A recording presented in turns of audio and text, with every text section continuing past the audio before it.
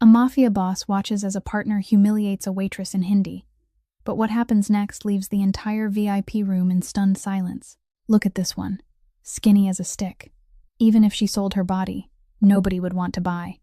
The sentence, spoken in Hindi, smooth and filthy, rang through the VIP room like an invisible slap.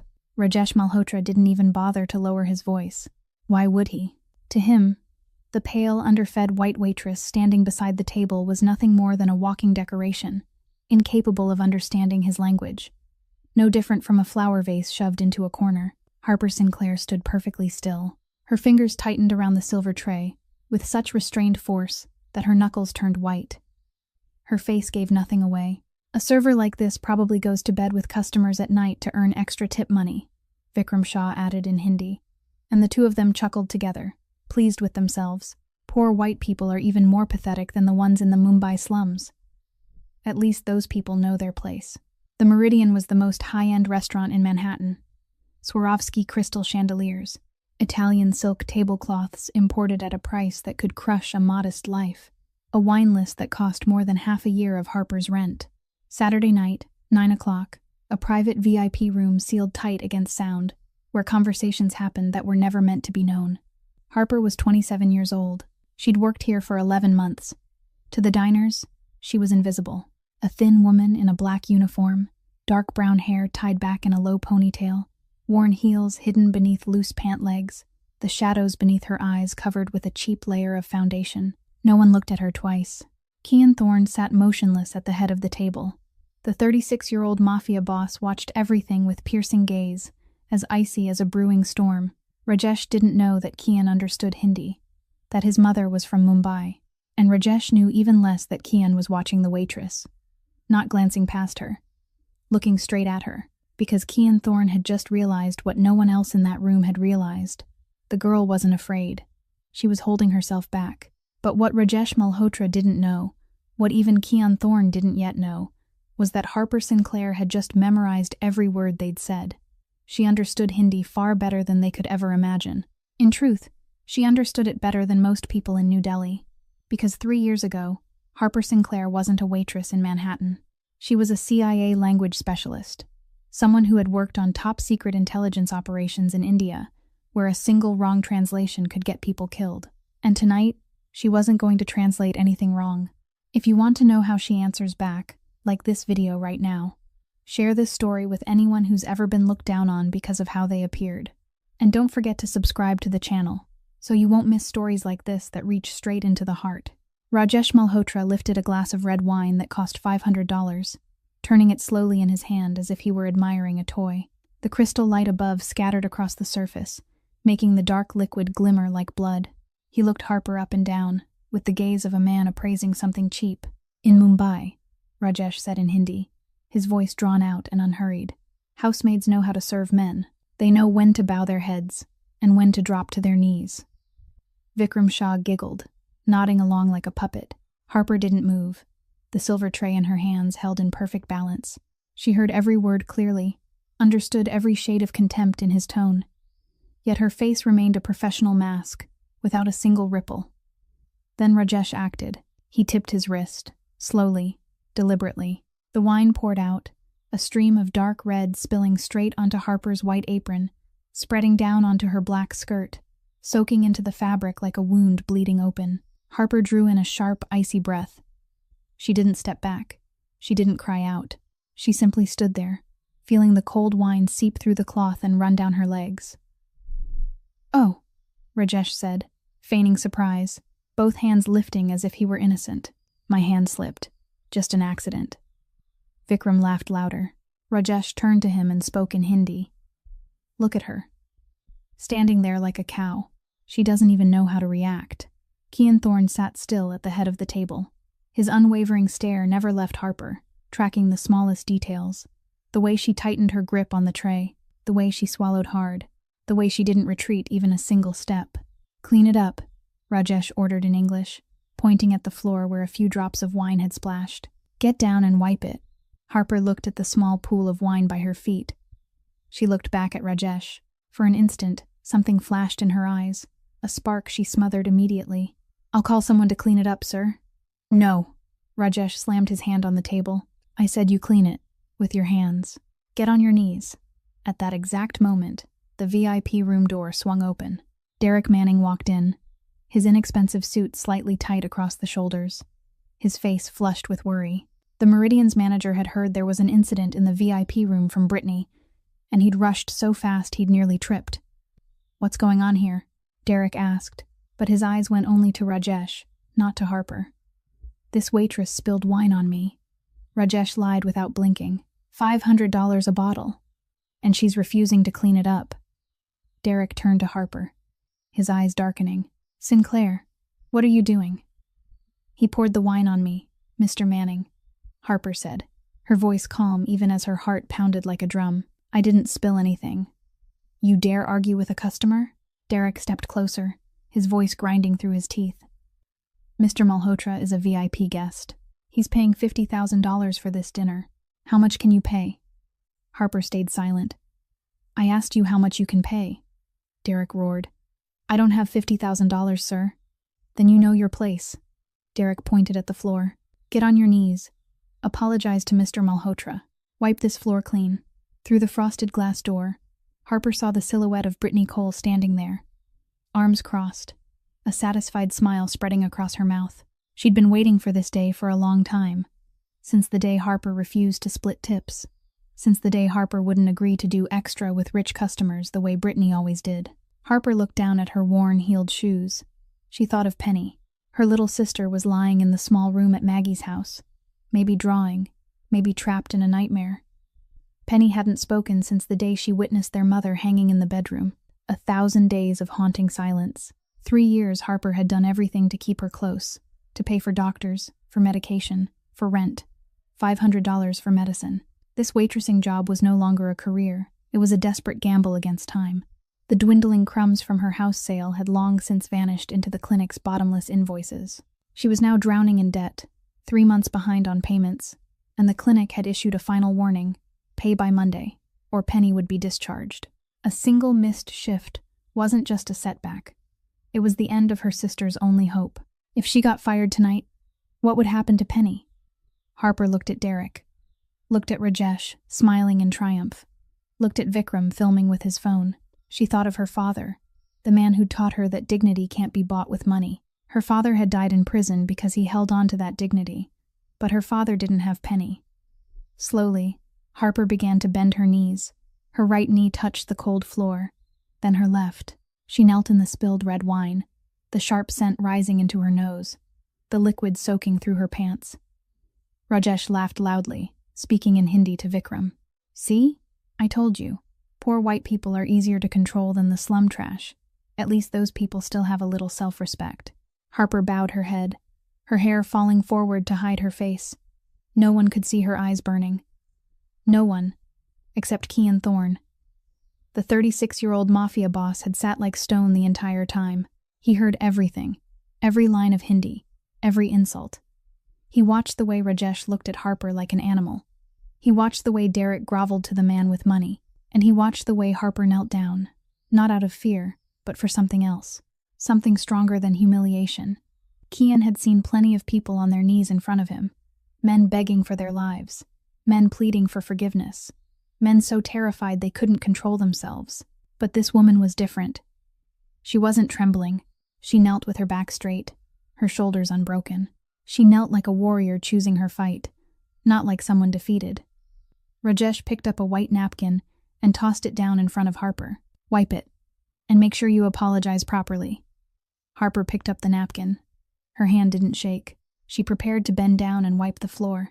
Then a voice cut through the room. Stop. Kian Thorne stood up. Not in a hurry, not with any noise. Just one single movement, smooth as a predator deciding to step out of the dark. His chair slid back without a sound, as if even an object understood how to fear a man like him. The VIP room froze. Derek Manning stopped breathing halfway through. Rajesh Malhotra turned his head, the triumphant smile going rigid on his lips. Vikram Shah lowered his phone, his fingers trembling. Kian walked forward. Each step landed in the silence like a countdown. His steely orbs never left Rajesh, and there was something in that stare that made the trafficker from Mumbai swallow hard. Harper was still on her knees on the floor, the white napkin in her hand. She looked up, not understanding what was happening. Kian stopped 2 steps away from Rajesh. He didn't look at Harper. He didn't look at Derek.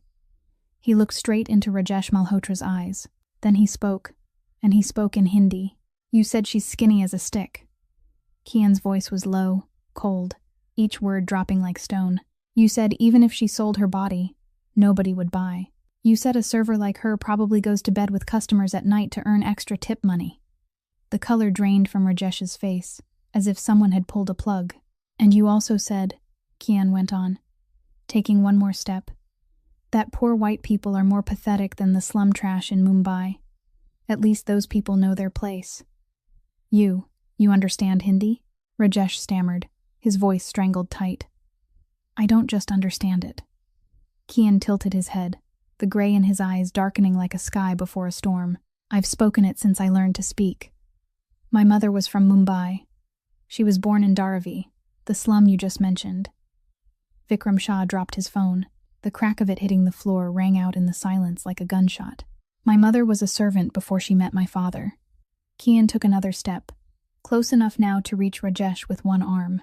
"People looked at her with the same eyes you just used on this girl. She was humiliated in the language you just used. She died alone when I was 15. Rajesh backed up, his foot catching on the chair leg, nearly falling. "Mr. Thorne."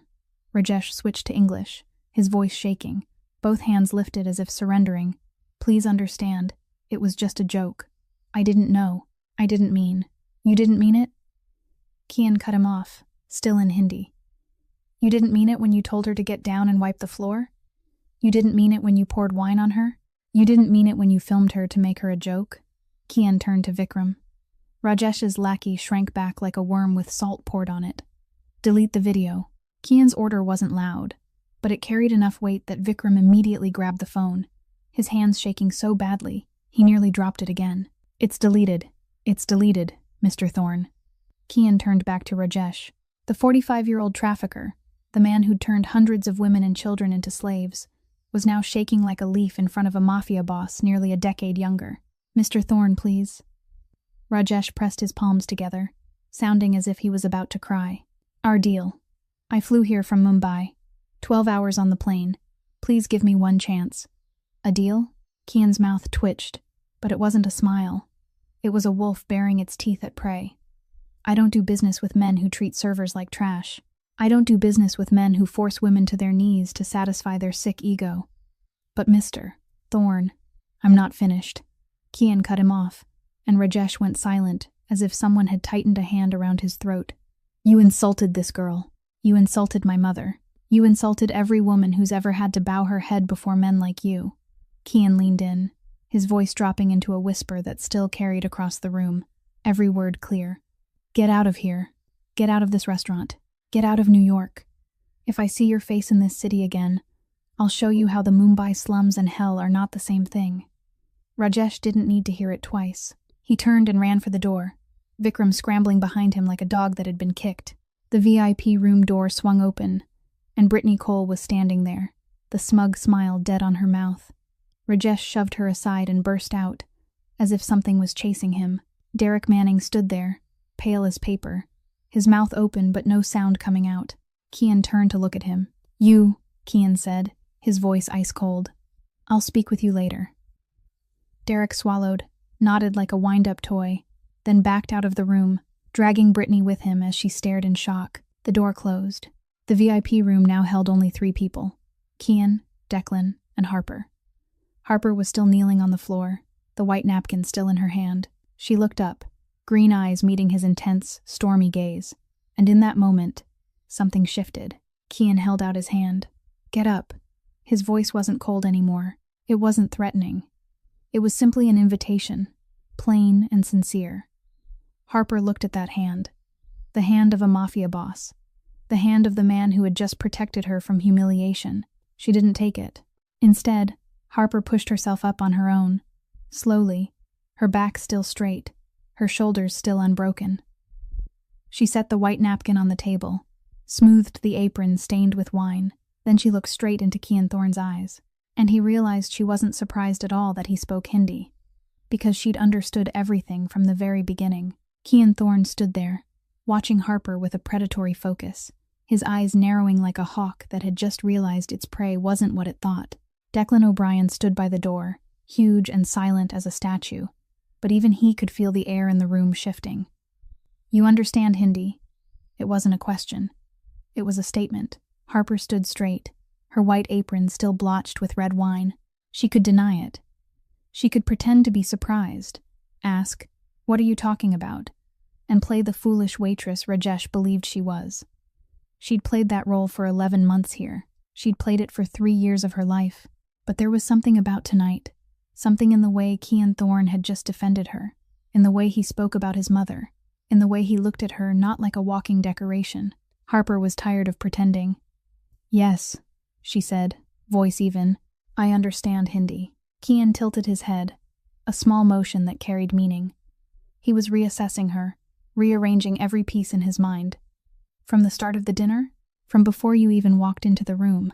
Declan let out a low whistle, a startling sound from a man who rarely spoke.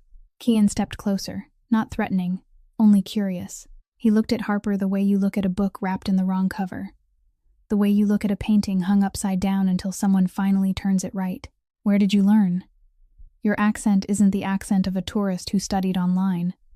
That's the accent of someone who lived in India. At least a few years." Harper hesitated for a second. Then she decided that if she was taking off the mask, she might as well take it all the way off. "I don't just know Hindi, Mr. Thorne. I know 6 languages. Hindi, Urdu, Mandarin, Arabic, Farsi, and Russian. Not to mention English and French since I was little." Silence. Declan didn't whistle again. He was staring at Harper like she was something unfamiliar, something that didn't belong on this planet. Kian stood perfectly still. His sharp, analytical gaze didn't leave her face, and she could almost see the gears turning in his head. A mafia boss didn't become a mafia boss by ignoring unusual details.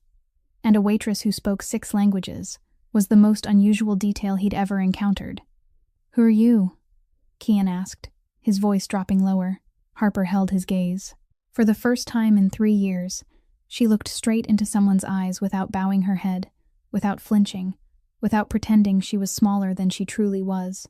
"I'm Harper Sinclair, a waitress at the Meridian. Employee number 73.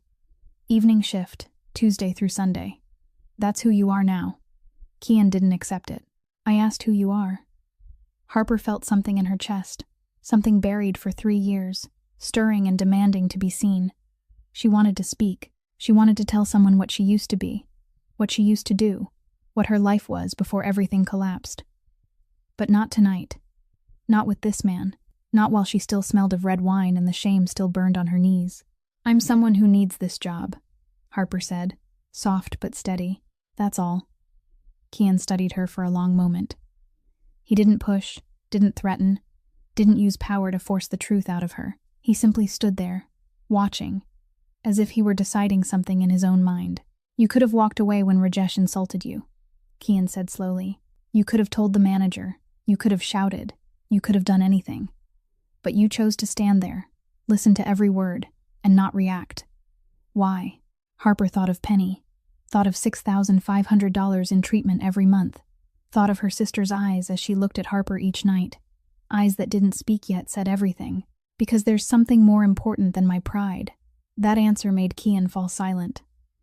For the first time tonight, he didn't respond right away. He just stood there, and Harper could have sworn she saw something change in that swirling mist of his gaze. Not pity. Kian Thorne wasn't the kind of man who pitied anyone. It was understanding, recognition, as if he knew that feeling, the feeling of swallowing humiliation for something bigger than yourself. "You can go," Kian finally said, stepping aside to clear the way. Harper nodded, short and direct, not submissive. She walked toward the door, passing Declan, and the huge man also shifted aside with a kind of respect, as if she were a guest, not a server. Harper's hand touched the doorknob. "Harper Sinclair." She paused and looked back. Kian stood in the middle of the VIP room, crystal light spilling down and casting shadows over the hard angles of his face. "I'll see you again." It wasn't a threat. It wasn't a promise. It was simply a fact, spoken by a man who never said anything he didn't intend to carry out. Harper didn't answer. She opened the door and stepped out. Back into the bright lights of the restaurant. Back into the laughter of diners. Back into the life she'd learned to survive for the past 3 years. But something had changed. For the first time since she'd lost everything, Harper Sinclair had let someone see who she really was. And she didn't know whether that was the best thing she'd ever done or the most terrible. Harper had barely stepped out of the VIP room when Derek Manning was already waiting.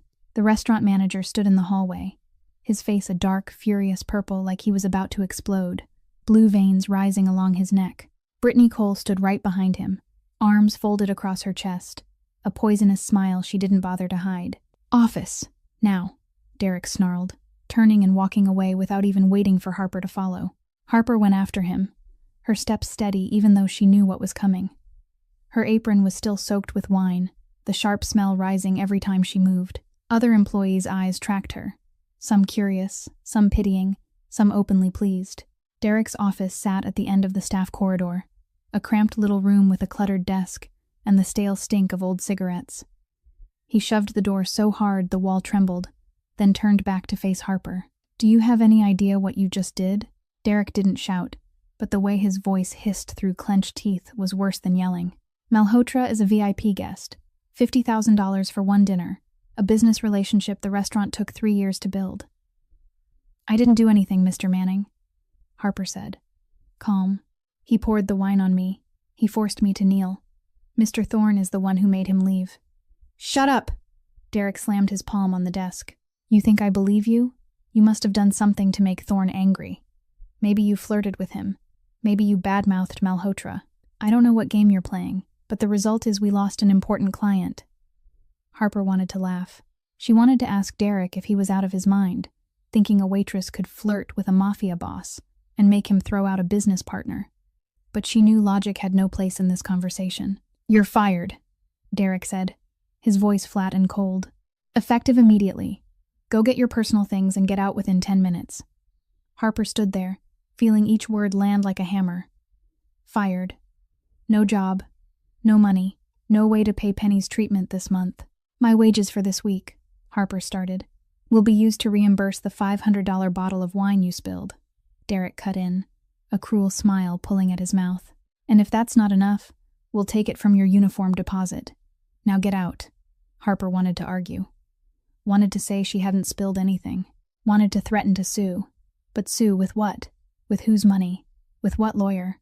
She was a waitress no one knew, and the Meridian was a restaurant with a professional legal team. She turned and walked out of the office. Brittany was waiting right outside the door, smiling like she'd just hit the lottery. "Told you." Brittany followed after Harper, her shrill voice dripping with delight. "You don't belong here. I knew what you were from the start. Acting pure, acting high and mighty, refusing to do extra with customers. So what now? Go be pure out on the street." Harper didn't stop. She walked straight to the locker room, opened her locker, and pulled out her old handbag. Inside were only a few things: a wallet with $17, her house key, and a small photo of Penny she always carried. "Hey," a deep voice came from behind her. Harper turned. Walt Nguyen stood in the locker room doorway, a 62-year-old man with silver hair and hands roughened from 40 years in a kitchen. The Meridian's head chef looked at Harper with sad eyes. "I heard," Walt said softly, stepping inside and closing the door behind him. "Derek's a coward. Everyone knows it." "I'm fine, Uncle Walt." Harper tried to smile and failed. Walt didn't speak. He reached into his shirt pocket, pulled out a white envelope, and pressed it into Harper's hand. "Uncle Walt, what is this?" $500, Walt said, his voice thick. "I've been saving for months, meant to send it to my daughter in California. But you need it more." Harper looked at the envelope, then at Walt. She wanted to refuse, wanted to say she couldn't take his money, but $500 could help her pay rent this month, could buy medicine for Penny, could give her 1 more week to find another job. "I'll pay you back," Harper said, her voice shaking. "You're the daughter I wish I'd had." Walt patted her shoulder. "Take it. Don't let Derek and Brittany see you cry. Don't give them that satisfaction." Harper nodded, swallowing her tears. She slipped the envelope into her bag, slung the bag over her shoulder, and walked out of the locker room for the last time. She passed through the kitchen, through the hallway, through the back door reserved for employees. No one said goodbye. No one looked at her twice. 11 months of work, and she vanished from this place as if she'd never existed. The New York night cut like a blade. Harper stood on the sidewalk, looking back at the Meridian's lights behind her, then turned and walked away. Her phone vibrated in her pocket. Harper pulled it out and looked at the screen. Maggie's number. Her heart tightened. Hello? Maggie? Harper. Maggie's voice came through the phone, frantic. You've got to come to the hospital right now. Penny. Penny's having a panic episode. She's clawing at her arms. There's blood everywhere. I already called an ambulance. Mount Sinai. Harper froze on the sidewalk. The world around her blurred. I'm coming, Harper said, her voice not sounding like her own. I'm coming right now. She ran.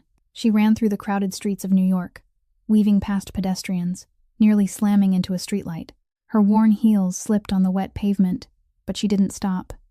Penny, her sister, the only child she had left in this world. The phone vibrated again. A message from the hospital. Harper opened it, and the world fell apart. Patient Penny Sinclair requires urgent intervention.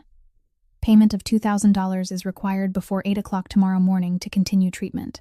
If not, the patient will be transferred to a public medical facility. $2,000. Harper had $500 from Walt, $17 in her wallet. She needed $1,483 within 10 hours.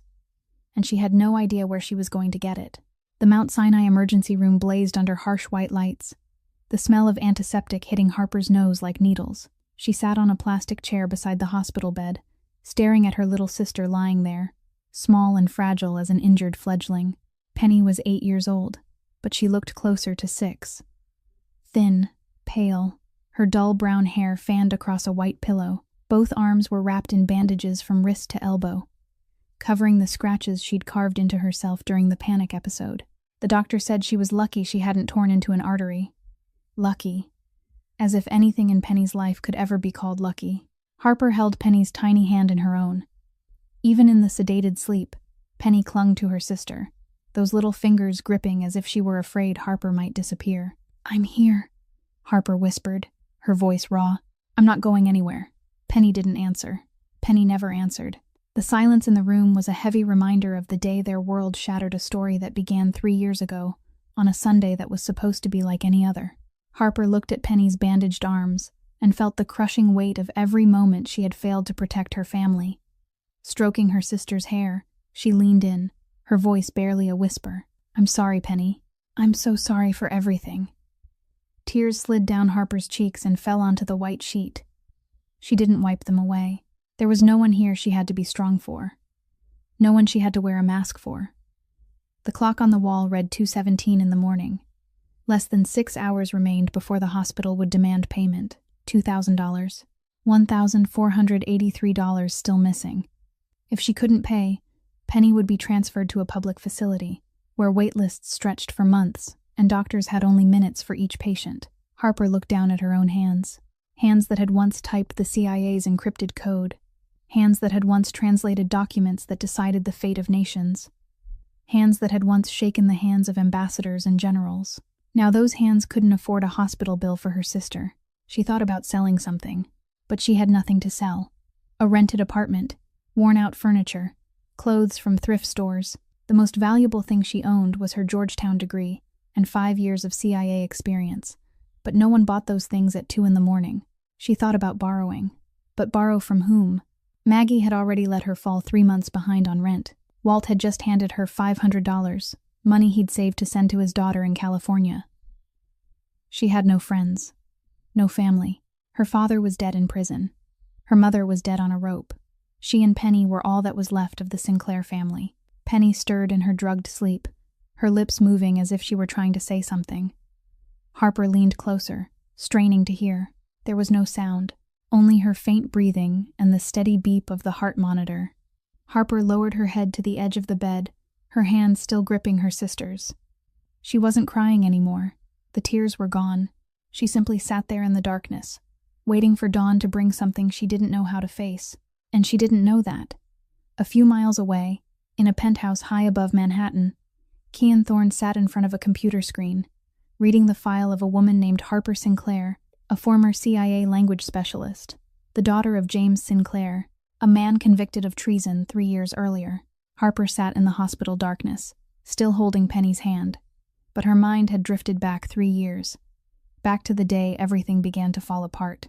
It was a Sunday afternoon in November. The kind of day the Sinclair family usually spent gathered around the dinner table. Her mother, Caroline, was baking an apple pie in the kitchen, cinnamon fragrance spilling through the house. Penny, 5 years old, sat on the living room floor, scribbling on a pad of paper. Her father, James Sinclair, sat on the sofa reading the newspaper, occasionally glancing down at his youngest daughter and smiling. Harper sat across from him with her laptop open on her knees, translating a document for a new project. She was 24 then, newly promoted to a senior language specialist at the CIA, South Asia Division. Her father had been the one to introduce her to the work, not out of favoritism, but because he knew exactly how gifted his daughter was. James Sinclair was a legend in intelligence circles. 25 years in the field, a top cryptography expert, the man who could crack systems that entire teams of supercomputers couldn't break. He was quiet, sparing with words, but when he spoke, every sentence carried weight. He taught Harper that language wasn't just vocabulary and grammar. It was a door into the soul of an entire culture. "Sweetheart," her father said, his voice low and warm. "It's Sunday and you're still working?" "Urgent project, Dad." Harper smiled. "Besides, who says I don't like it? You're the one who gave me the workaholic gene." James Sinclair laughed, one of those rare smiles he saved for family.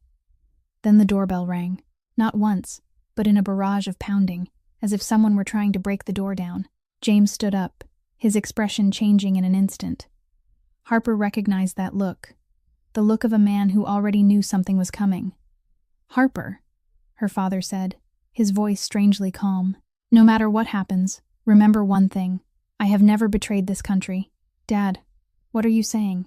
The door burst open. Men in tactical vests flooded into the house, guns pointed straight at them. Her mother screamed from the kitchen. Penny shrieked and began to sob. Someone barked, "FBI! Don't move!" Harper was shoved to the floor, her hands yanked behind her back and cuffed. She turned her head and saw her father forced down by 2 large men, metal cuffs clamped tight around his wrists. His face was pressed against the wooden floor, but his eyes were on Harper, steady, unafraid. "James Sinclair, you're under arrest for treason and espionage on behalf of a foreign government."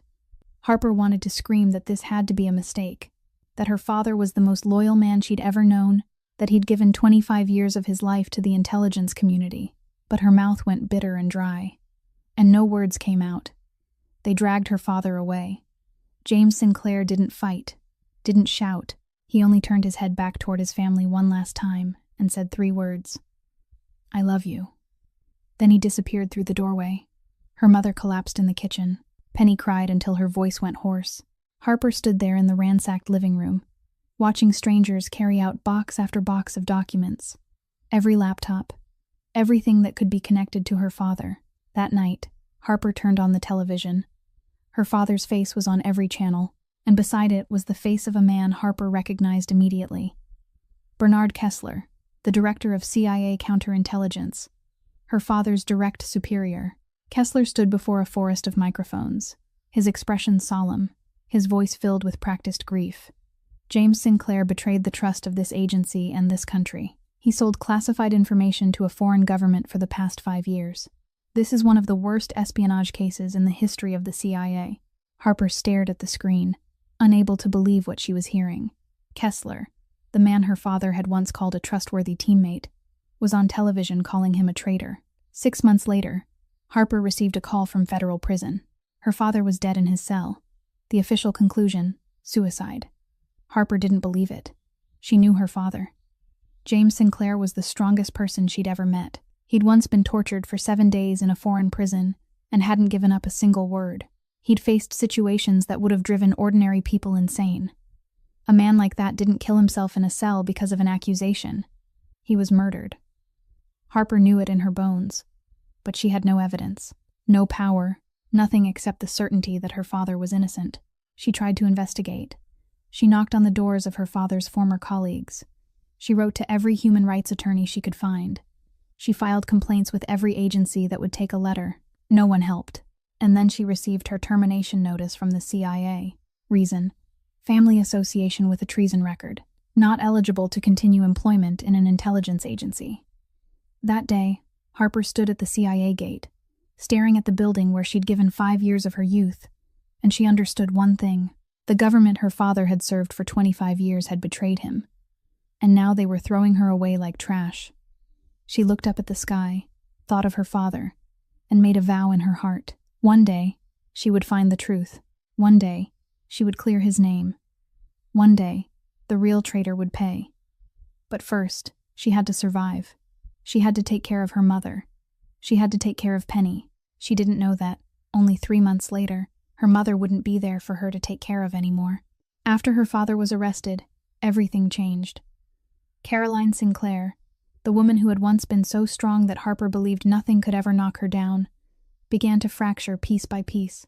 With every passing day, Harper watched her mother shrink, grow smaller, like a candle burning from both ends. It started with sleepless nights. Her mother would sit in the living room until 3 or 4 in the morning, staring at her wedding photo with James. Then came the days she wouldn't leave the bed. Then came the half-eaten meals, the clipped answers, the empty eyes that looked straight through Harper as if she didn't exist. Harper tried to hold the family together. She worked at the CIA and took care of her mother and Penny at the same time. Every morning she got up at 5, made breakfast for Penny, took her to school, then rushed back home to check on her mother before going to work. Every night she came home late, cooked dinner, fed Penny, coaxed her to sleep, then sat beside her mother and tried to talk to a woman who no longer wanted to listen. "Mom, you've got to eat something," Harper said, sliding a bowl of porridge toward her. Caroline stared at the bowl, then at Harper, her eyes bloodshot from crying too much. "Your father is innocent," her mother said, her voice rough. "I know your father is innocent. I know too, Mom. I know. But nobody believes it." Caroline began to cry, tears running down her hollow cheeks. "The neighbors look at me like I'm a criminal. None of my friends call anymore. I hear them whisper behind my back. The traitor's wife, that's what they call me." Harper wrapped her arms around her, feeling her mother's thin body trembling in her embrace. She wanted to say everything would be all right, that she would find the truth, that her father would be cleared, but she couldn't promise what she wasn't sure she could deliver. The news of the suicide was the final blow that shattered the remains of their family. Caroline Sinclair didn't scream or cry when she heard the confirmation. She simply stood there with her eyes wide open, then slowly sank onto the floor. From that day on, her body still moved and breathed when Harper forced it, but her spirit had died alongside her husband. She had become a ghost in her own home, waiting for a dawn that would never come, not literally, but in every way that mattered. Her body still moved, still ate when Harper forced it, still breathed, but her spirit had died with her husband. 3 months after her father's death, Harper received her termination notice from the CIA. She stood at the gate, watching her employee badge being confiscated, watching old colleagues walk past without even looking at her. 5 years. 5 years she'd given that place. Nights without sleep translating documents. Times she'd put the job above everything. A Georgetown degree, a master's in linguistics, 6 languages, all of it turned meaningless because of 4 words. Family tied to treason. Harper went home that day and tried to hide the pain so her mother wouldn't worry. But her mother no longer had the ability to worry. A week after Harper was fired, she took a second job at a coffee shop to cover expenses. Her shift ended at 9 at night. She got home at 10. The house was dark. Harper opened the door and called for her mother. No answer. She called for Penny. Nothing. Then she heard it. Crying. Not ordinary crying. The screaming of a 5-year-old witnessing something no child should ever see. Harper ran up the stairs 2 steps at a time. She shoved open her mother's bedroom door, and her world stopped. Caroline Sinclair hung suspended in the middle of the room, a rope tied to the ceiling beam, her feet not touching the floor, her face purple, her eyes open and staring. Penny sat on the floor beneath her mother's feet, screaming until her voice broke. "Mom! Mom! Mom! Don't leave me!" Harper couldn't remember what happened next. She couldn't remember how she got her mother down, couldn't remember when she called for an ambulance, couldn't remember how she pulled Penny into her arms. She only remembered Penny's screams. Those screams haunted her every night, every time she closed her eyes, every time the world went quiet enough for memory to rise. And she remembered the moment the screaming stopped. Not because Penny calmed down, but because Penny stopped making sound at all.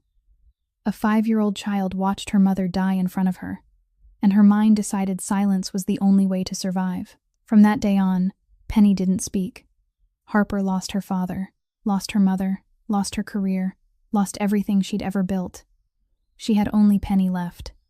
A 5-year-old who didn't speak, didn't laugh, only drew pictures in black and gray. Harper sold the family house to pay debts and to have enough money to start over. She rented a small room in Maggie's boarding house in Queens. She applied everywhere, but nobody wanted to hire a former CIA employee who'd been fired for association with treason. In the end, she found the only job that didn't require a background check: waitressing.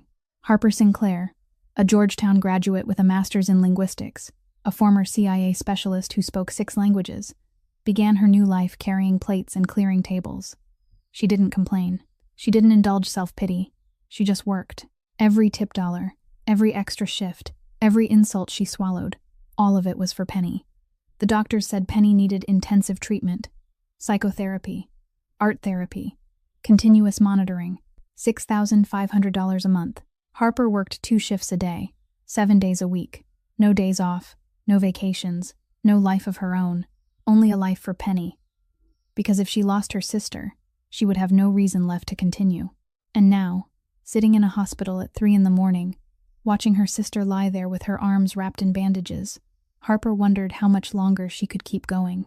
She needed $2,000 before 8 o'clock in the morning. She had 517, and she didn't know what to do. The clock on the wall read 3:47 in the morning when Harper's phone vibrated.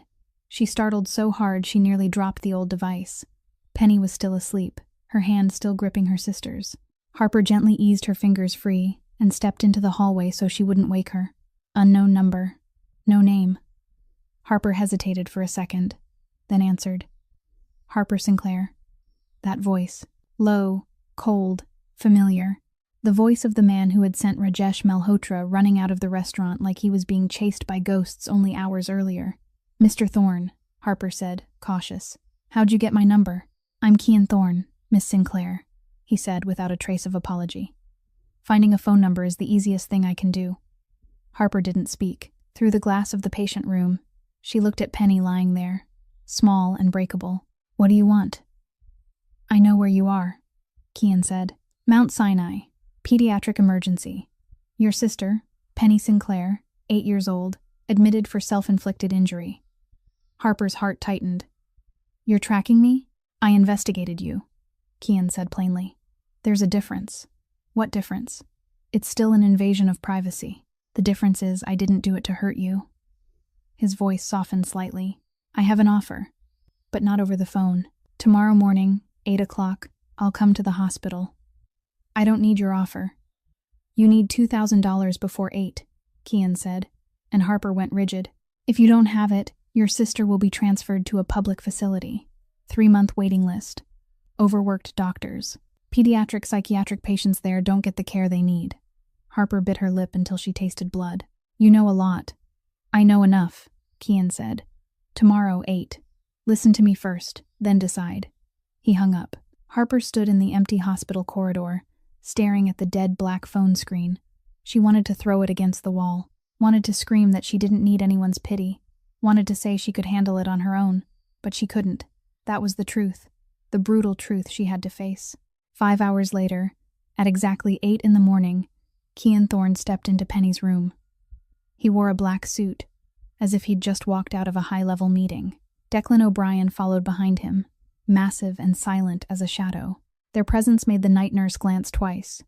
Harper stood up, placing herself between Kian and Penny's bed. My sister's sleeping. I know.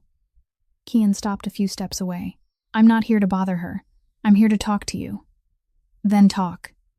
Kian studied her for a moment, then gave a slight nod to Declan. The big man stepped outside, closed the door, and stood guard in the hall. I investigated you all night, Kian began, calm as if he were reading a financial report.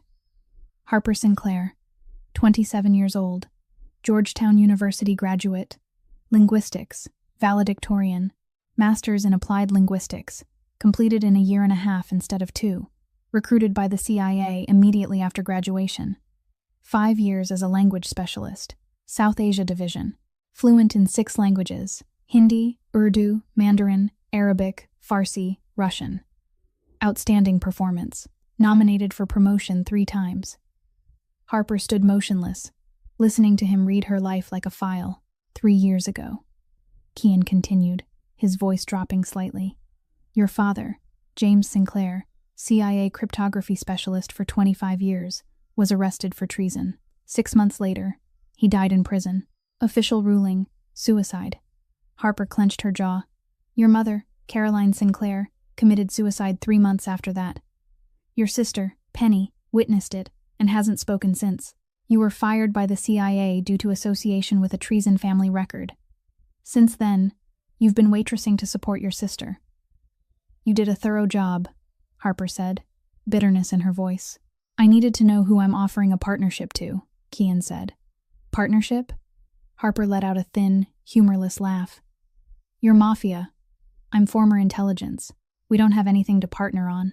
You're former intelligence that the government threw away, Kian corrected. And I'm someone who can give you what the government took from you. What? Justice. 1 word, 1 syllable. But it made Harper stop. Kian moved toward the window and looked down at New York waking up below. Before we talk about that, let's talk about reality, he said, turning back to her. You need $2,000. I've already paid it. The hospital bill, the medication, your sister's treatment costs for the next 6 months. All of it. Harper stared at him. What did you do? I invested, Kian said evenly. I'm not asking for charity. Harper stepped forward, her voice shaking with anger. I didn't ask you for anything. I don't need your pity. This isn't charity. Kian didn't retreat, meeting her with calm. And it isn't pity. I don't pity anyone. This is an investment, and I expect a return. What return? You. Kian said simply. I need a language specialist, someone who can translate international negotiations, analyze information, understand what other people think they're hiding. You're the best I've ever met. You want me to work for the Mafia. I want you to work for me, Kian corrected. $15,000 a month. 24/7 protection for you and your sister. Penny's treatment is included in the contract. Harper stood there, her thoughts spinning. $15,000 a month. 10 times what she made as a waitress. Enough to take care of Penny, enough to rent a decent apartment, enough to live like a human being again. But working for the Mafia? I need to think, Harper said, hoarse. You have time. Kian nodded. But before you decide, hear one more thing. He stepped closer, his voice lowering. I know your father is innocent, and I know who framed him. Harper went rigid. Tomorrow, same time, same place, Kian said, then turned toward the door. If you want the truth, come. He opened the door and walked out, Declan following. Harper stood alone in the patient room, watching the door close, listening to footsteps fade away. She turned back to Penny sleeping. Her sister, the only person she had left. Then she thought of her father. The man who died in prison with a treason conviction. The man she believed was innocent but couldn't prove it. Kian Thorne knew who had framed him, and he was offering to tell her. Harper sat back down beside Penny's bed, watching her sleep, and for the first time in 3 years, she saw a faint light at the end of the tunnel. Even if that light was coming from the hand of a mafia boss. Harper brought Penny back to the boarding house that afternoon. The doctor discharged her earlier than expected, because the bill had been paid in full, including the next 6 months of treatment. Harper signed the paperwork with a trembling hand, the sensation strangely like signing an invisible contract with the devil. She hated the feeling. Hated that someone had paid for her sister without her consent. Hated that she now owed Kian Thorne, even though she'd never asked him for anything. Maggie was waiting at the door when they arrived. The 70-year-old woman with silver hair and kind eyes wrapped Penny in a tight hug, then looked at Harper with worry. Are you okay? She asked softly. Harper nodded, even though she wasn't. Not even close. Thank you for calling the ambulance, Harper said. If it hadn't been for you? Don't talk nonsense, Maggie waved her off. Penny's like a granddaughter to me. I did what needed to be done. Harper guided Penny into their small room. 15 square meters, 1 double bed, a small table, an old wardrobe. This was all she could afford on waitressing wages. Penny sat down in her familiar corner, where her paper and colored pencils were kept. She began to draw, the way she always did when she didn't know how to face the world. Black pencil, gray pencil, no other color. Penny drew a house with dark windows, drew a sky with no sun, drew human shapes with no faces. 36 months of shadows. 3 years of drawings like this. The doctors said it was how she expressed what was inside. Darkness, emptiness, no hope. Harper wanted to cry. She wanted to pull her sister into her arms and promise that everything would get better, but she couldn't promise what she didn't know was true. That night, after Penny fell asleep, Harper lay on the bed staring at the ceiling. She couldn't sleep. Her mind churned around Kean Thorne's offer. $15,000 a month, 24/7 protection. Penny's treatment. And most of all, he knew who had framed her father. But working for the Mafia, Harper thought of her father, James Sinclair, the man who had taught her everything about honor and principles. He used to say, "Sweetheart, there are lines you don't cross. No matter the circumstances, no matter how hard it gets, some things matter more than money and power." If he were still alive, what would he say if he knew his daughter was considering working for a mafia boss? Harper rolled onto her side and looked at Penny sleeping beside her. Penny lay curled up, both arms wrapped around an old teddy bear her father had given her before he was arrested. Her father, the man who had given 25 years to the country, the man who had worked day and night to protect national security, the man who had taught Harper that serving your country was the highest honor. And what had the country done to him? Arrested him, called him a traitor, let him die in prison. The government her father served had betrayed him first. Bernard Kessler stood on television and called her father a spy. The CIA fired Harper for association with a treason family. No one listened to her defense. No one reopened the case. No one cared about the truth. They discarded her father, then they discarded her. So what did she still owe them? What principles did she still have to keep for people who had destroyed her family? Harper closed her eyes and felt tears soak into the pillow. She thought of late nights at the CIA, weekends sacrificed to finish projects, times she'd put the job above everything because she believed in the mission. All of it now meant nothing. She thought of months as a waitress, customers looking through her like an object, the insults, the moment she'd been forced onto her knees. And for what? Enough money to survive the day, but never enough to save her sister when it mattered. She thought of Penny, an 8-year-old who didn't speak, didn't laugh, who drew only in black. If she kept living like this, how long would it take before Penny got better? How long before Harper could afford the right treatment? How much longer would Penny have to live in a 15-square-meter room with a sister who couldn't give her a better life? And if Harper never learned the truth about her father, how would she live? Live with the knowledge that the man who destroyed him was still out there, still climbing higher inside the CIA, still called a hero while her father died branded a traitor? Harper opened her eyes and stared at the dark ceiling. Her father was a principled man, but he was also practical. He used to say, "Sweetheart, sometimes you have to choose your battles. Not everything is purely white or black. Sometimes you have to step into the gray to reach the goal." The gray.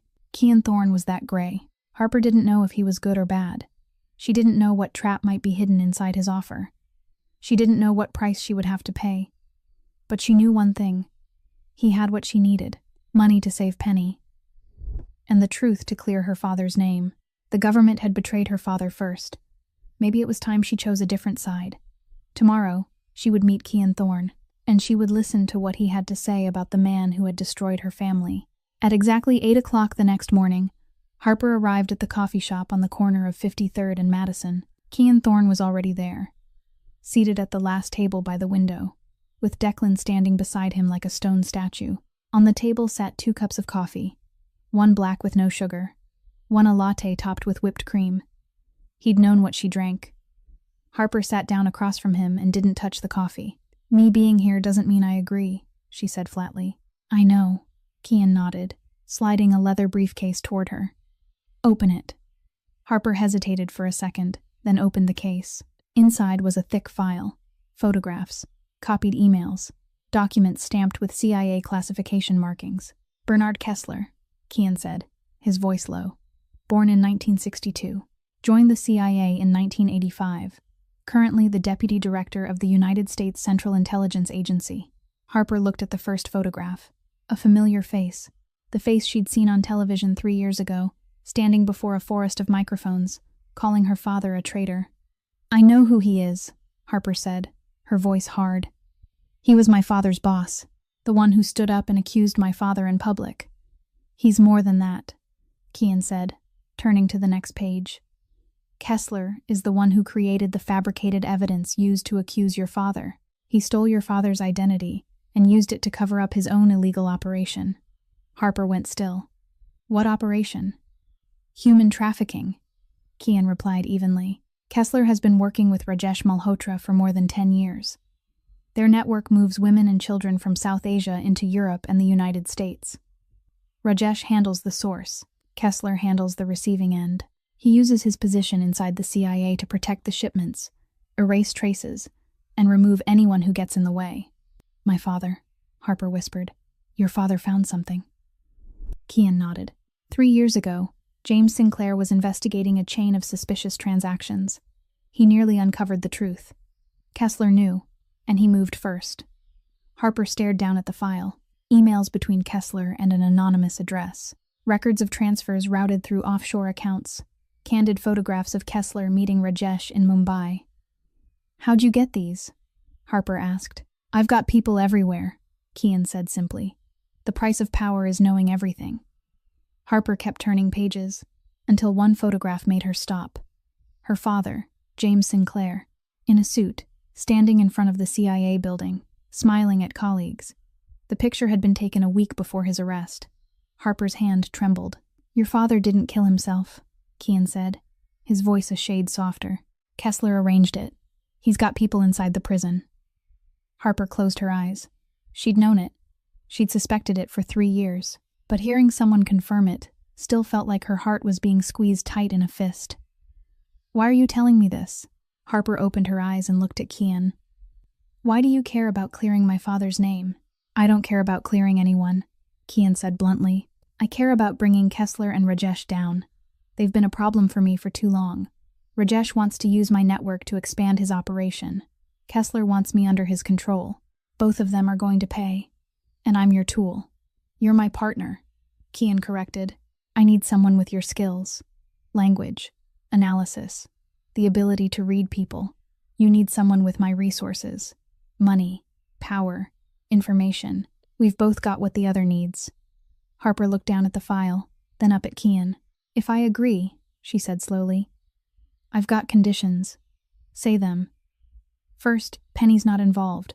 My sister doesn't know anything about my work. She's protected, but she's not pulled into anything." "Agreed." "Second, I don't do anything that harms innocent people.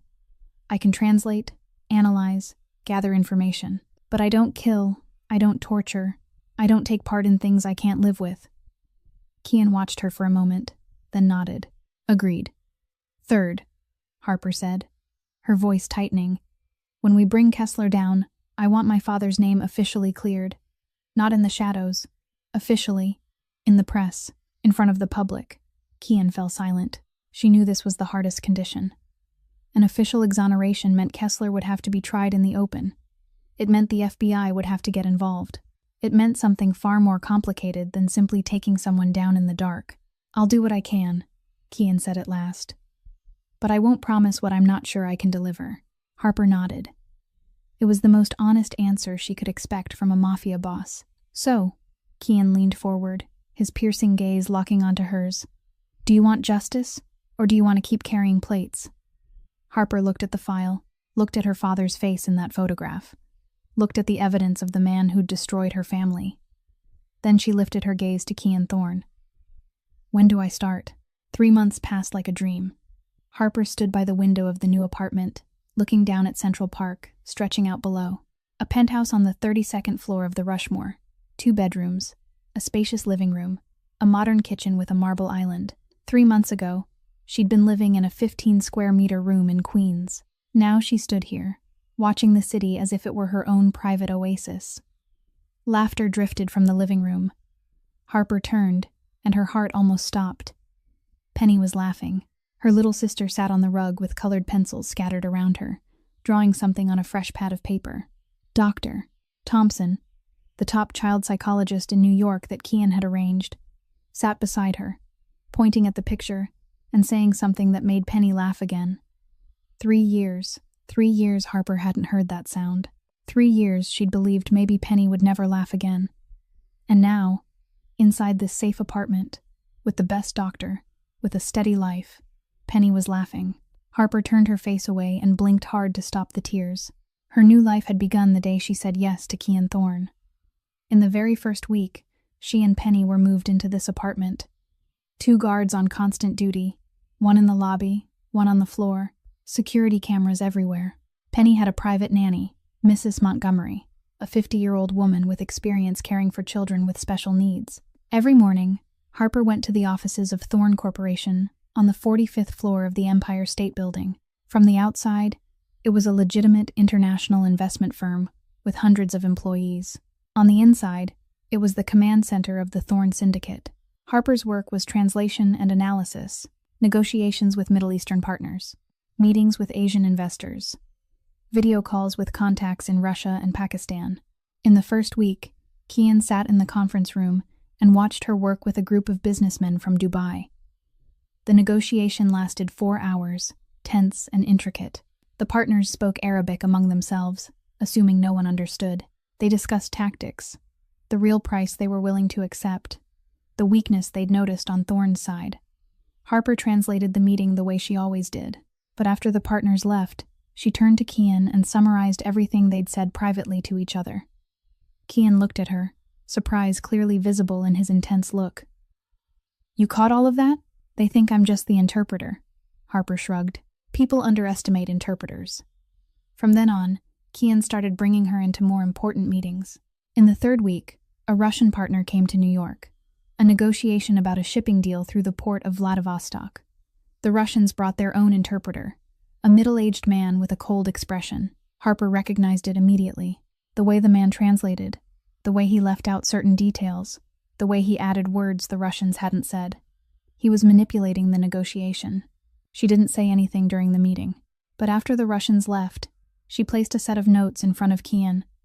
What the interpreter had said, what had actually been said, and the difference between the two. Kian read it and looked up at her. "You're a lot better than I thought." Harper didn't know why that sentence warmed her. 2 months later, she was no longer only an interpreter. She helped analyze information, assess partners, even weigh in on strategy. Kian began asking for her opinion on major decisions. One evening, when the office had emptied out and only Kian and Harper remained, reviewing the dossier of a new deal, he said suddenly, "The CIA wasted you." Harper looked up. "Why'd you say that?" "They had you translating." "Only translating." Kian shook his head. "With your analytical ability, you should have been much higher. They either didn't see it, or they kept you down on purpose." Harper didn't speak. She'd thought about it many times. Why she'd never been promoted, despite outstanding evaluations.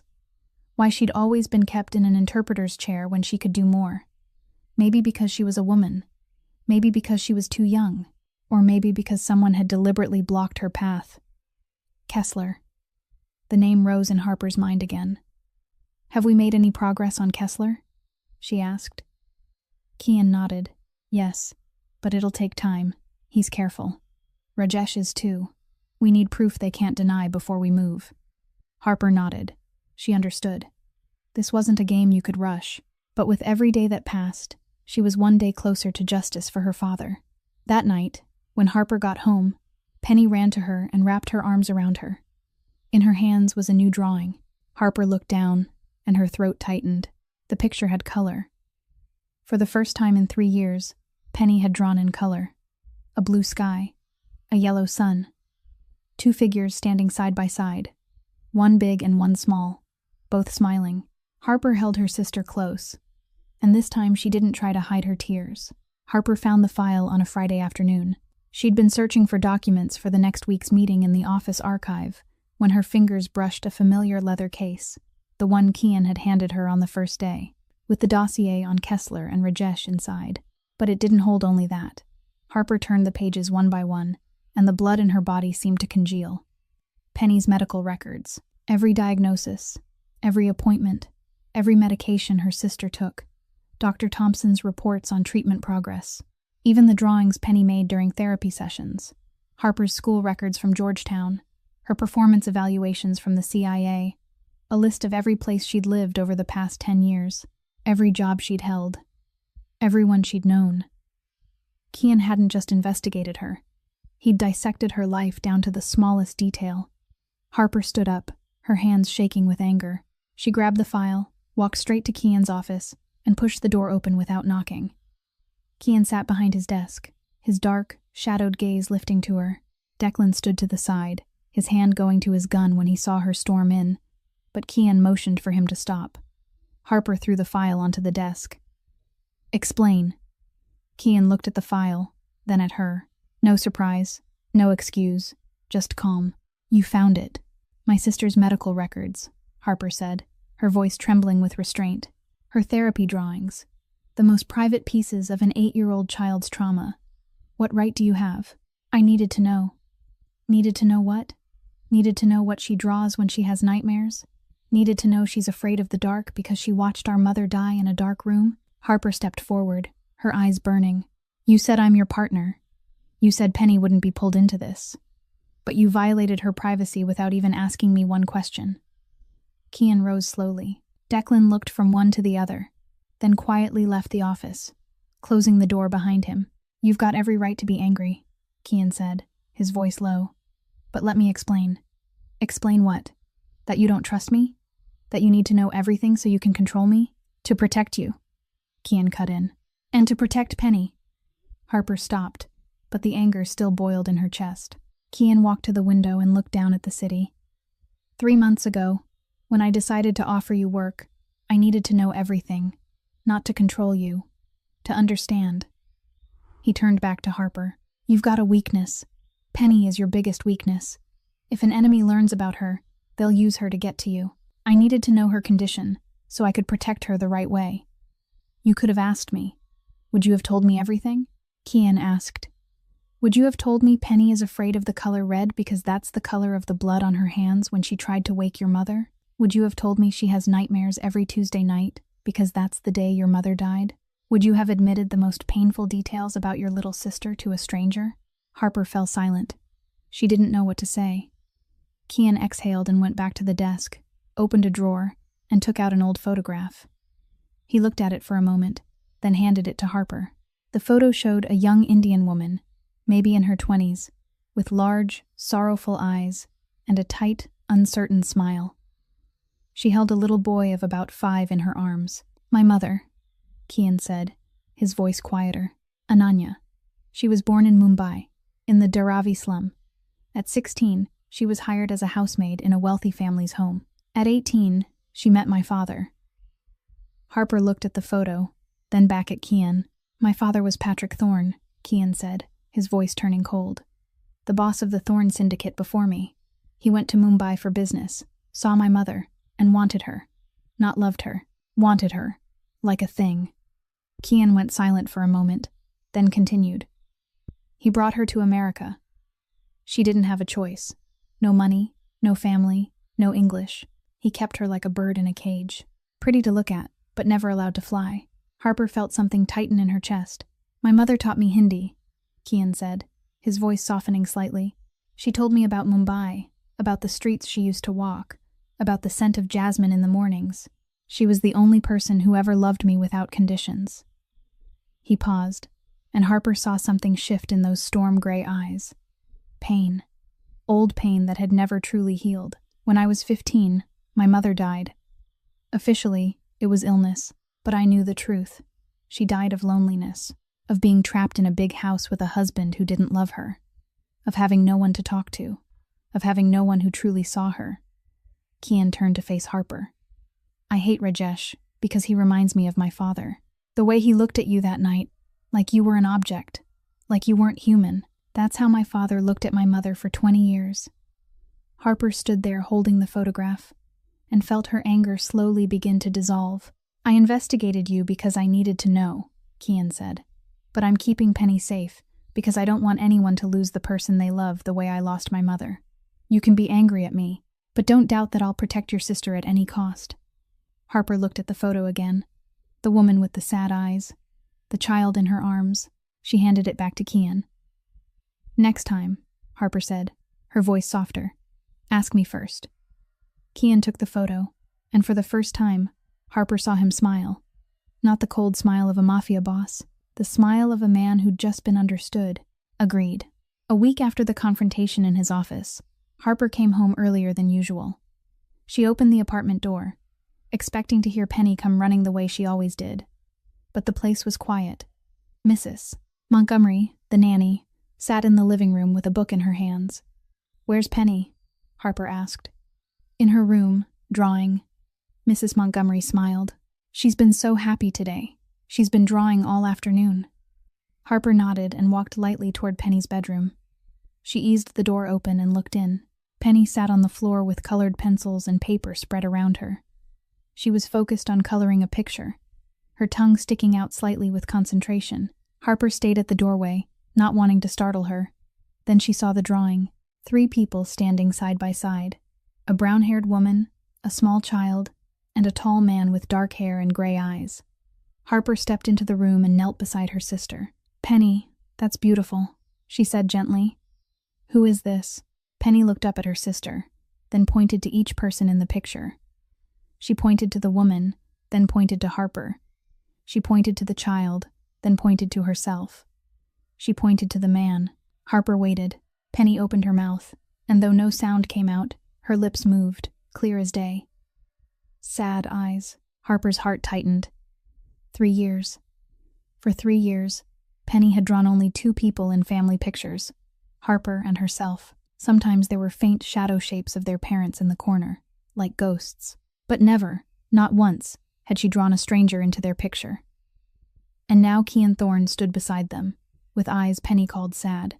"Penny," Harper asked, forcing her voice to stay even. "Have you met this man before?"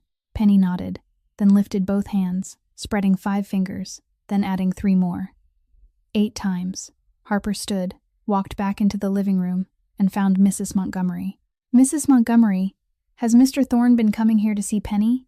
The nanny looked up, a little surprised. "Yes, ma'am. He's come a few times when you were at work. I assumed you knew. What did he do?" "He read to Penny." Mrs. Montgomery smiled. "He brought picture books, and he sat with her for an hour at a time. Penny really likes him. It's the first time I've ever seen her choose to go close to anyone besides you." Harper stood there, not knowing what she was supposed to feel.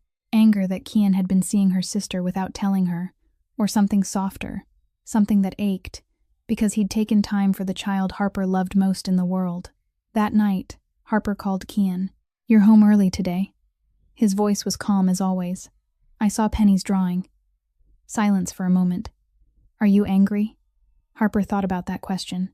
She should be. This was another time Kian had done something without asking her first. But the drawing, and the way Penny had placed him beside them as if he belonged there. "Why did you go?" Harper asked instead of answering. "Because Penny reminds me of my mother," Kian said, his voice softer. "She was silent in her last years too. She didn't speak to anyone.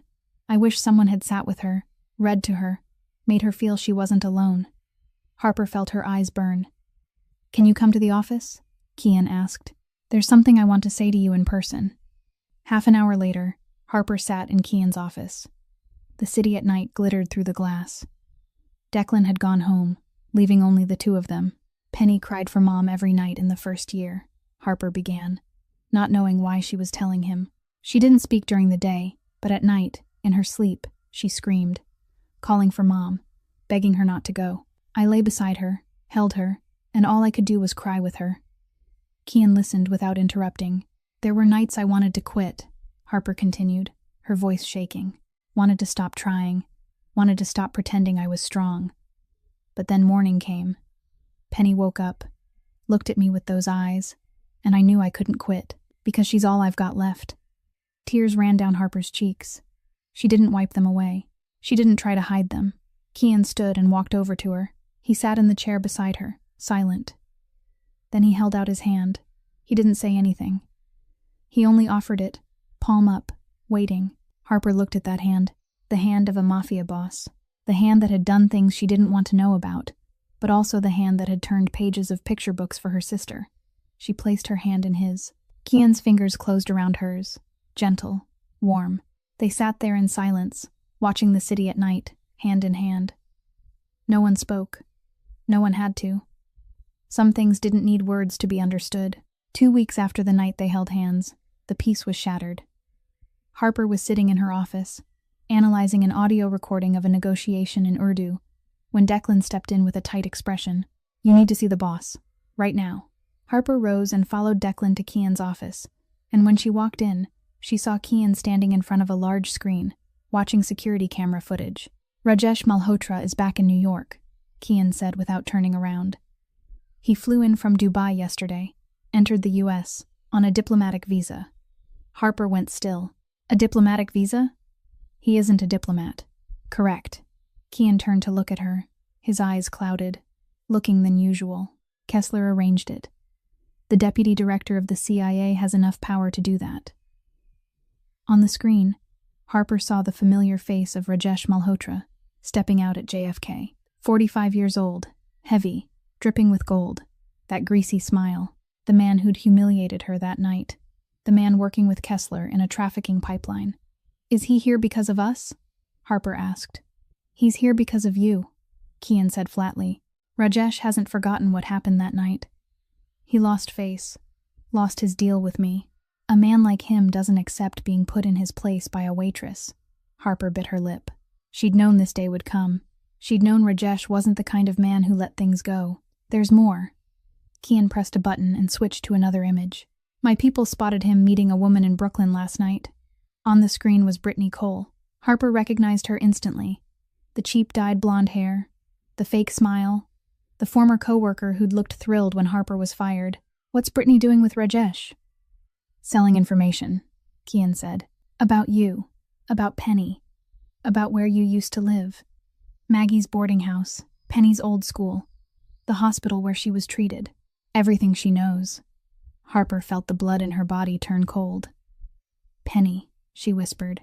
"I doubled the security," Kian said quickly. "The apartment's safe. Rajesh doesn't know the new address. But she knows you worked at the Meridian. She knows you know Walt. She knows you're close to Maggie." Harper thought of Maggie, the kind woman who'd let her fall behind on rent. Thought of Walt, the old chef who'd pressed $500 into her hand from money he'd been saving. "Are they in danger?" "I've put people on them." Kian nodded. "But you need to see this." He handed Harper an envelope. She opened it, and her heart nearly stopped. Inside was a photograph. Penny walking on the sidewalk with Mrs. Montgomery. Taken from a distance but clear enough to recognize Penny's face. On the back of the photo was a handwritten line in Hindi. "I know where the girl is." Harper trembled, nearly dropping it. "When?" she asked, her voice rough. "Yesterday. Delivered to the office." Kian stepped closer. "This is a warning. Rajesh wants you to know he can reach Penny anytime he wants." Harper closed her eyes, trying to hold down the panic rising in her chest. That evening she went home early. Penny ran out and hugged her the way she always did, and Harper held her tighter than usual, longer than usual. "Sis, look at my drawing." Penny tugged her into the room and pulled out a new picture. Harper looked, and her blood seemed to freeze. The drawing showed a man, heavy, wearing a lot of gold bracelets on his wrists. A wide smile, but eyes that were black and cold. Penny had shaded around the man in red and black, like a dark halo. "Who is this, Penny?" Harper asked, forcing her voice to stay calm. Penny looked at the picture, then at her sister, and her lips shaped the words, "The scary man. In my dream." Harper shuddered. Penny had never met Rajesh.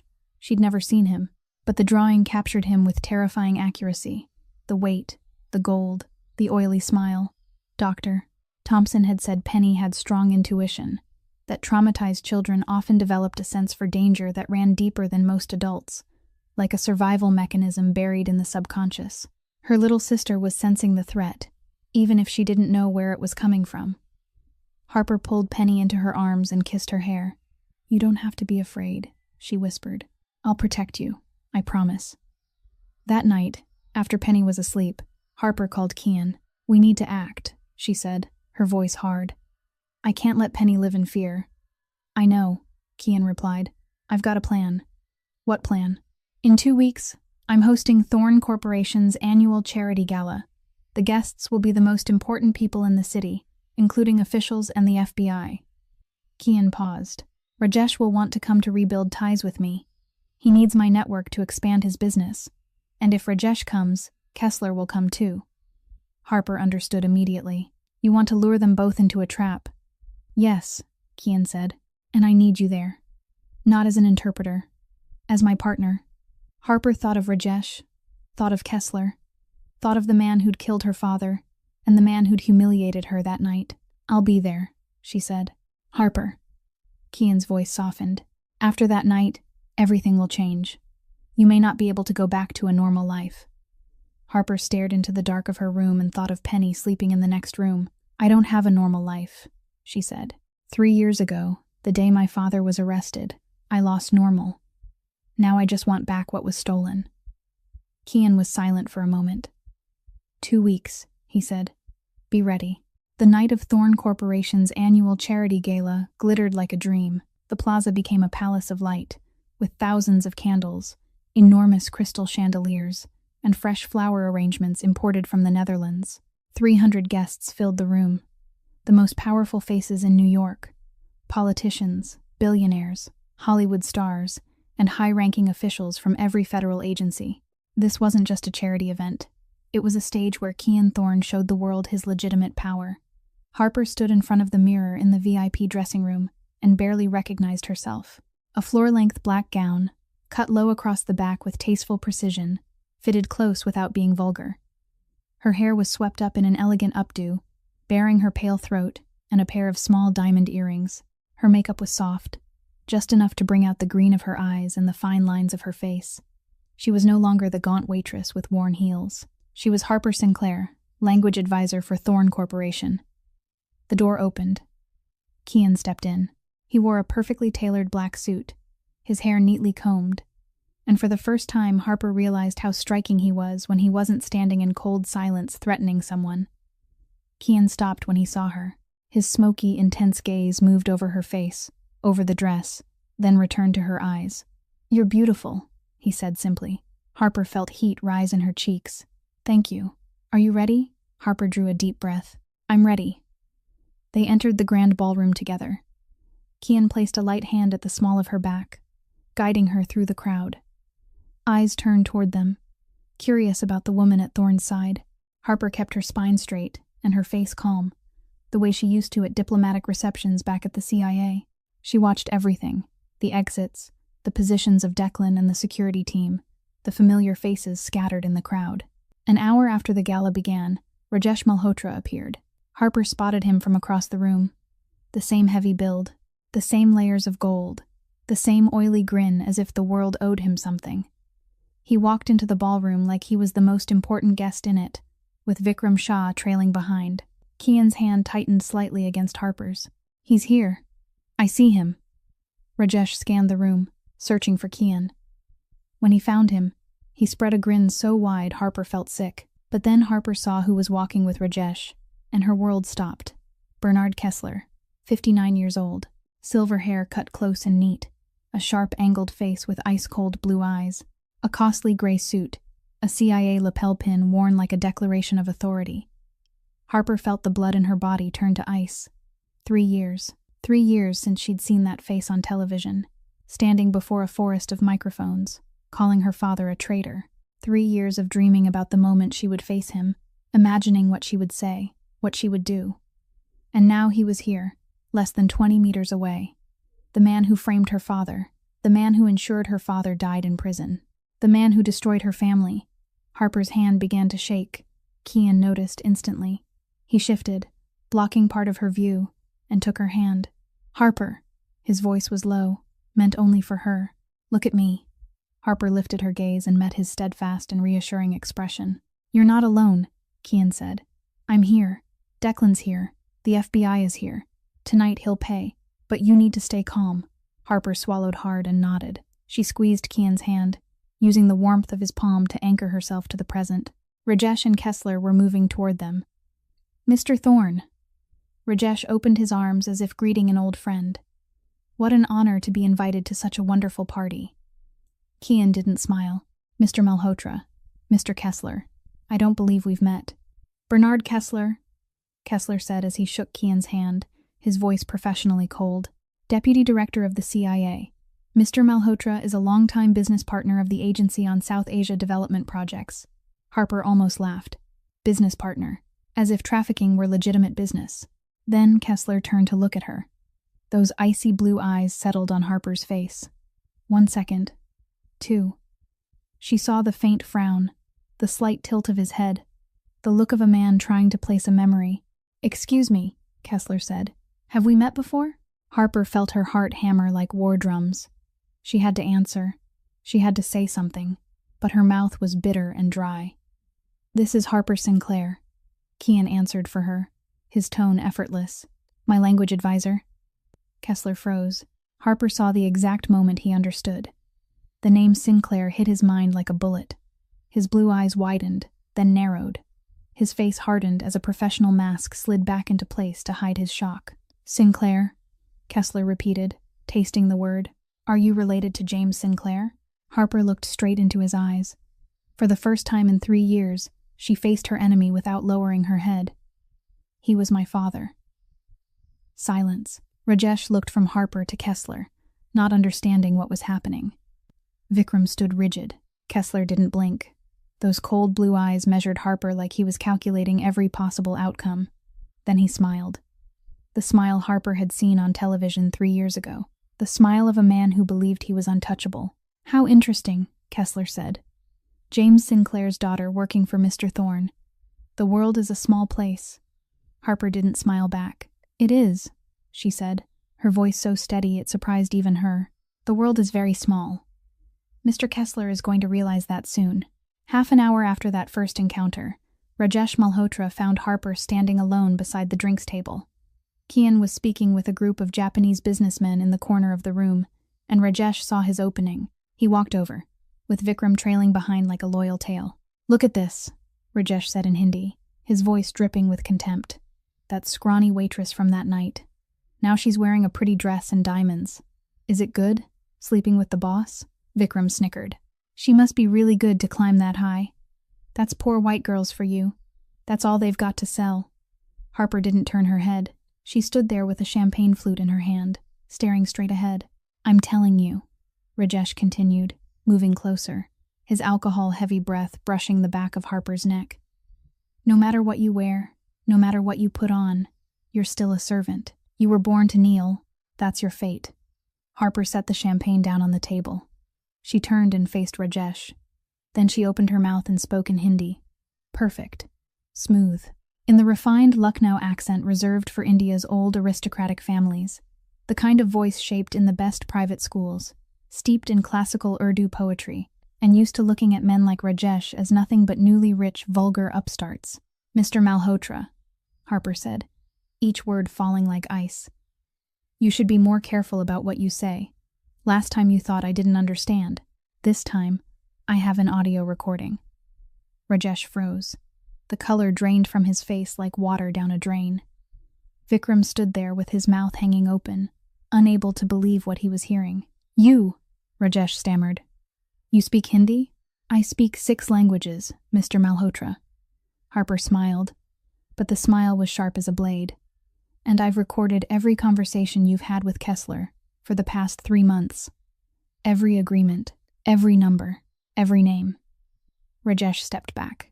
Then another step. At that exact moment, the lights in the ballroom went out. A murmur rose in surprise. Then the enormous screen behind the stage lit up. Kian Thorne stood on the stage with a microphone in his hand. "Distinguished guests," his voice carried through the hall. "I'd like to take a few minutes to share something special. Tonight, we have 2 very special guests, Mr. Rajesh Malhotra and Mr. Rard of Dai, Bernard Kessler." On the screen, photos of Rajesh and Kessler appeared. "Mr. Malhotra is a well-known businessman from Mumbai," Kian continued, calm as if he were reading an annual report. "He specializes in transport and logistics, but there's a branch of business he forgot to include in his resume." The screen shifted to covert photographs. Women and children crammed into dark shipping containers, faces hollowed out by fear. "Human trafficking," Kian said. "More than 2,000 women and children over the past 10 years. From Nepal, Bangladesh, Myanmar. Sold into Europe and the United States." A low wave of whispering swept through the crowd. Rajesh stood in the middle of the room, his face white as a corpse. And Mr. Kessler. Kian turned toward the CIA deputy director, the protector of this pipeline, using his authority inside the CIA to cover every trace. The screen displayed emails from Kessler's address, sent to Rajesh, discussing shipments, drop points, payments. But that's not all, Kian said. 3 years ago, a CIA cryptography specialist named James Sinclair discovered this operation. He nearly uncovered the truth. And what did Kessler do?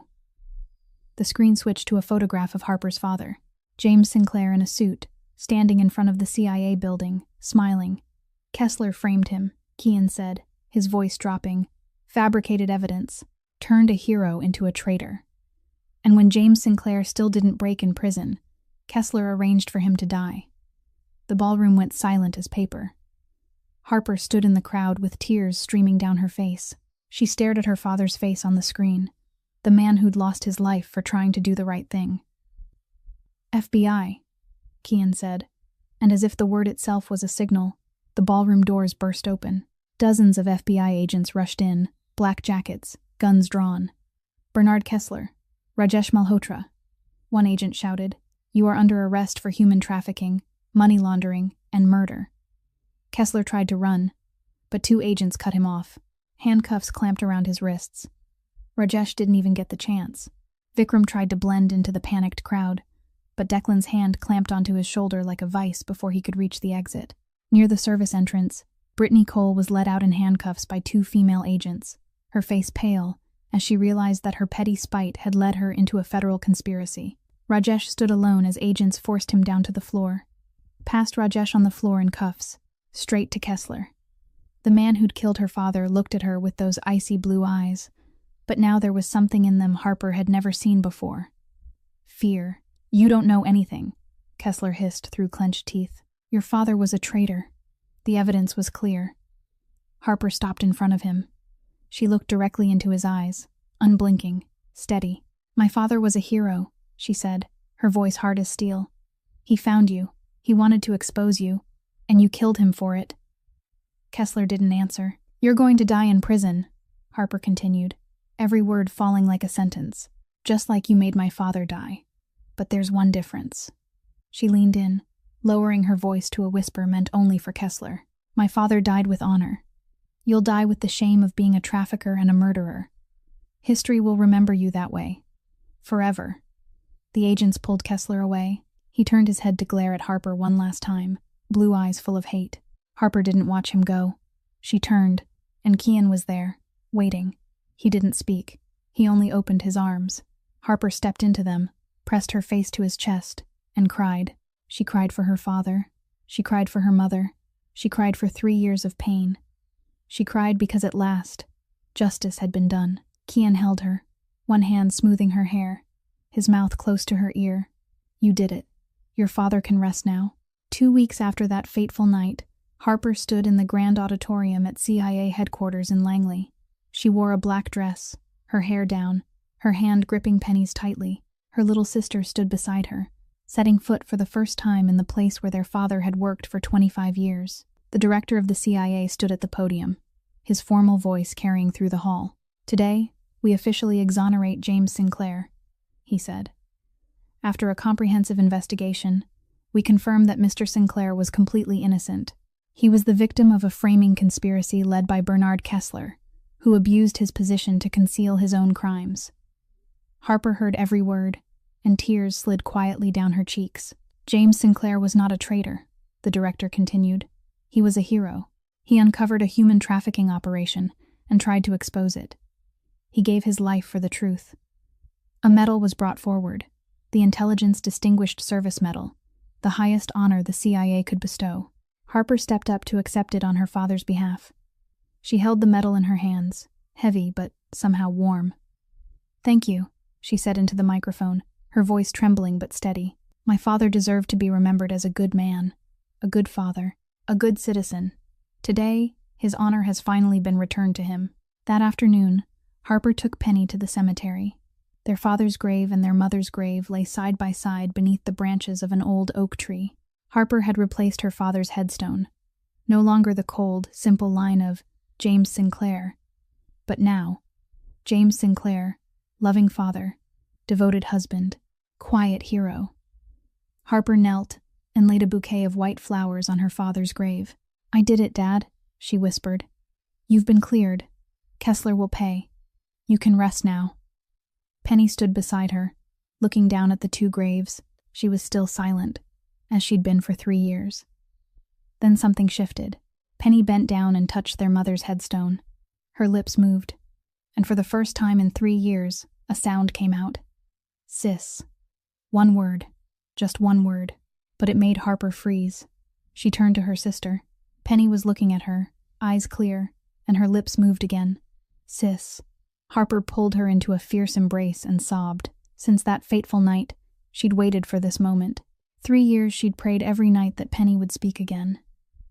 "Baby," Harper cried, holding her so tightly she was afraid Penny might disappear.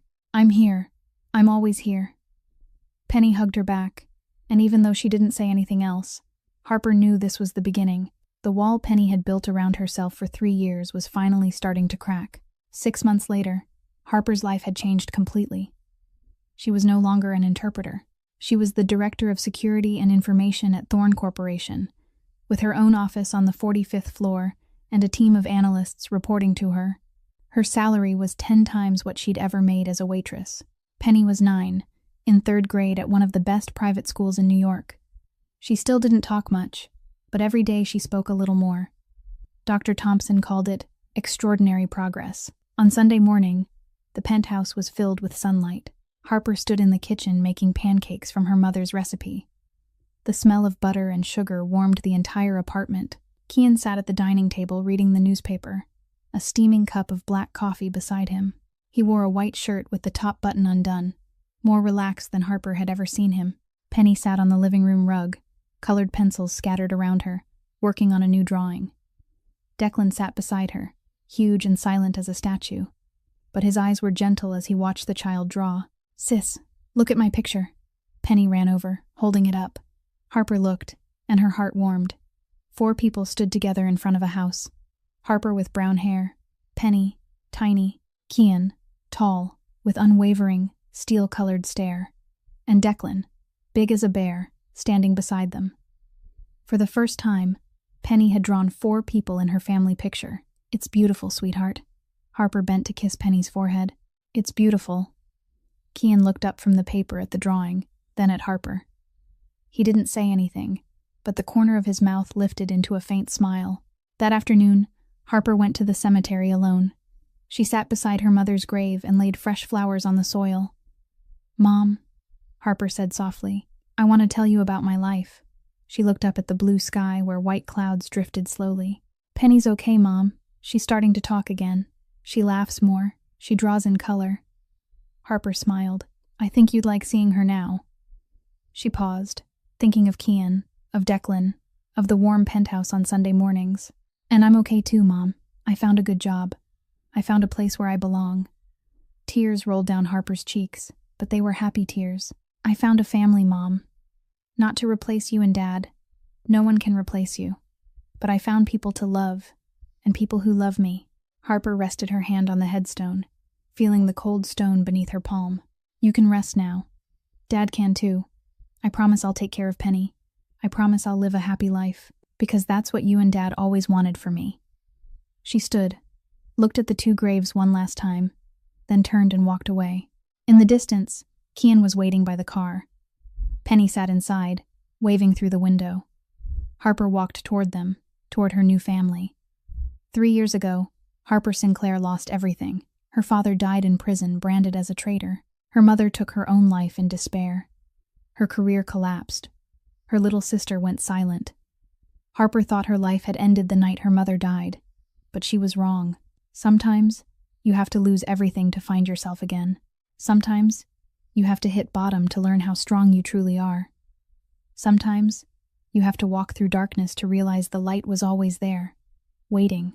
And sometimes, the people no one sees are the strongest ones. The quietest voices are the ones that echo the longest. The most wounded hearts are the ones that love the deepest. Harper Sinclair proved that. Harper's story teaches us that dignity can't be stolen by anyone, that justice may come late, but it will come, that family isn't only blood, it's the people who choose to stand beside you in your hardest moments. If this story touched your heart, please hit subscribe on our channel, hit like, and share this video so more people can hear meaningful stories like this every day. We want to know how you felt about Harper's story. Have you ever been underestimated because of your appearance? Have you ever had to fight to protect someone you love? Share your thoughts in the comments below. We'd truly love to hear the stories from the deepest parts of your hearts. Goodbye, and we'll see you in the next video. We wish everyone watching this video good health, a joyful life, and days filled with peace and happiness. Goodbye.